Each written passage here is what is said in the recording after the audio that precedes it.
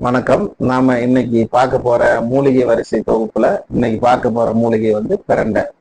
இந்த பிரண்டை ரோடு ஓரங்கள்ல, வாய்க்கால் வரப்பு ஓரங்கள்ல, ஏரிக்கரைகள்ல, சின்ன சின்ன குறு காடுகள்ல, குன்றுகள்ல தானா வளரக்கூடியது.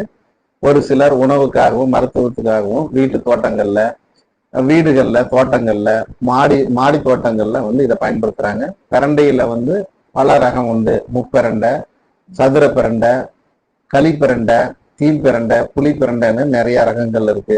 பரவலா நம்ம மருத்துவம் உணவுகளை பயன்படுத்துறது இந்த மாதிரி நாலு கணுக்களை 4 பட்டை உள்ள இந்த பிரண்டையை பயன்படுத்துறாங்க. இந்த பிரண்டை பிரண்டைக்கு இன்னொரு பெயர் வஜ்ரவல்லிங்கிறது. எலும்புகளை உறுதிப்படுத்துறதுக்கும் தசைநார்கள்ல இருக்கக்கூடிய வீக்கங்களை கரைக்கிறதுக்காகவும் இந்த பிரண்டை பயன்படுது. அது இல்லாம சிறுகுடல், பெருகுடல், மலக்குடல்ல மலக்குடல் இறைப்பையில இருக்கக்கூடிய புண்களை ஆக்கக்கூடியதாகவும், அதுல இருக்கிற கழிவுகளை அகற்றியாகவும், வாயுகளை போக்குறதுக்காகவும், பசி செரிமானத்தை உண்டாகிறதற்காகவும் இந்த பிரண்டை பயன்படுது. இந்த மாதிரி இளம் பிரண்டை எடுத்து துவையலாக்கி சாப்பிட்டா பசி தீபனம் உண்டாகும். புளிச்ச ஏப்பம், மந்தம் இதெல்லாம் போகும். அதாவது எலும்புகளுக்கு உறுதியாகிறதுக்காக இதை பிரண்டை உப்பு, இதைய கணுக்களை நீக்கிவிட்டு சில பிரண்டைகளை சிறு சிறு துண்டுகளாக்கி காய வச்சு அதை சாம்பலாக்கி பிரண்டை உப்பாக்கி அந்த உப்பை மோர், நீராகாரங்கள், தண்ணியில கலந்து குடிக்கிறாங்க.